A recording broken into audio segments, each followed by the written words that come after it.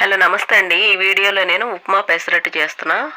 హెల్దీగా అంతే టేస్ట్ ఉంటుంది.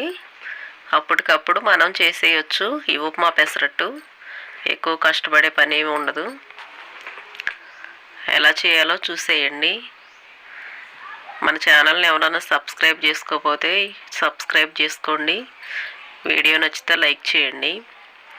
ఫస్ట్ నుంచి లాస్ట్ వరకు చూడండి. ఒక గిన్నె తీసుకున్నాను. గిన్నెతో కొలుసుకుంటే మనకు అర్థమైపోద్ది. కప్పున్నర పెసలు తీసుకున్నా. హాఫ్ కప్పు బియ్యం సరిపోతాయి. 3 వంతులు పెసలు అయితే 1 వంతు బియ్యం తీసుకోవాలి. ఇవి నైట్ అంతా నానబెట్టుకోవాలి. నానిన తర్వాత శుభ్రంగా 2-3 సార్లు కడిగి ఇవి మిక్సీ పట్టుకోవాలి. నేను కడిగేసాను. పొట్టు ఏం పోదు, మిక్సీ పట్టేసుకుంటాం ఇలానే.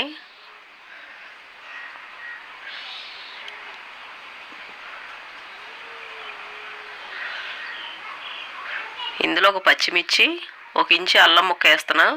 పైన వేసామంటే పిల్లలు తినరు, ఇలా వేసామంటే తింటారు. తగినంత ఉప్పు. ఇది ఇలా మెత్తగా పట్టుకోవాలి. దోసపిండి కంటే కొంచెం గట్టిగా పట్టుకోవాలి. ఇది బాగా గట్టిగా ఉందనుకుంటే కొంచెం వాటర్ వేసుకోండి. ఇలానే ఉండాలి. ఇది పక్కన పెట్టేసి చట్నీ ప్రిపేర్ చేద్దాం. ఇప్పుడు పొయ్యి మీద ప్యాన్ పెట్టుకొని పల్లీలు 1 కప్పుడు వేసుకోవాలి. ఈ కలర్ వస్తే తీసేయటమే. ఫ్రై అయిన తర్వాత దీనికి సరిపడా పచ్చిమిర్చి 3 వేసాను.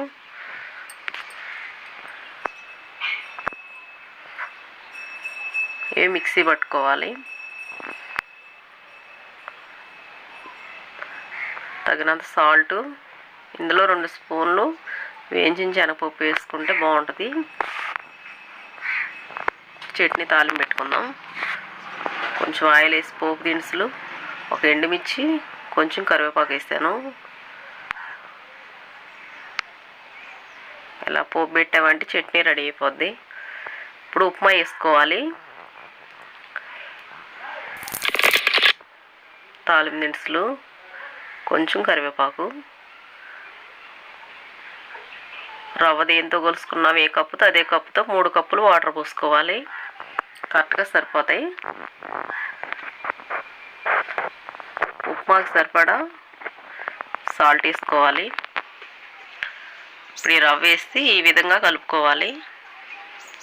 ఇంత జారుగా ఉండాలి, గట్టిగా అస్సలు ఉండకూడదు. ఆపేసుకుంటాం స్టవ్. పక్కన పెట్టేసుకోవాలి. ఇప్పుడు పెసరట్టు వేసుకుందాం. ఇలా రౌండ్గా పల్స్గా వేసుకుంటే బాగుంటుంది. ఇందులో సన్నగా కట్ చేసిన ఉల్లిపాయలు వేసాను. కలర్ కనపడుతుంది కదా, కాలి ఈ టైంలో ఉప్మా వేసుకోవాలి. మొత్తం స్ప్రెడ్ చేసేయాలి. దోశ మొత్తం రాసామంటే బాగుంటుంది. ఒకే దగ్గర వేస్తే బాగోదు. ఇలా వేసుకున్న తర్వాత సైడ్లు నూనె వేసుకోవాలి. తీసేయటమే. కాలింది.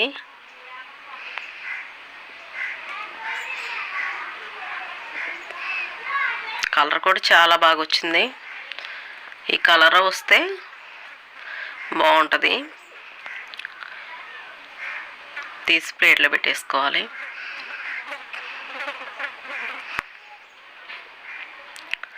ఉప్మా పెసరట్టు చాలా టేస్ట్ ఉంటుంది.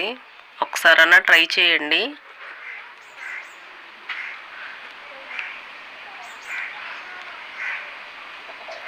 మీరే చెప్తారు.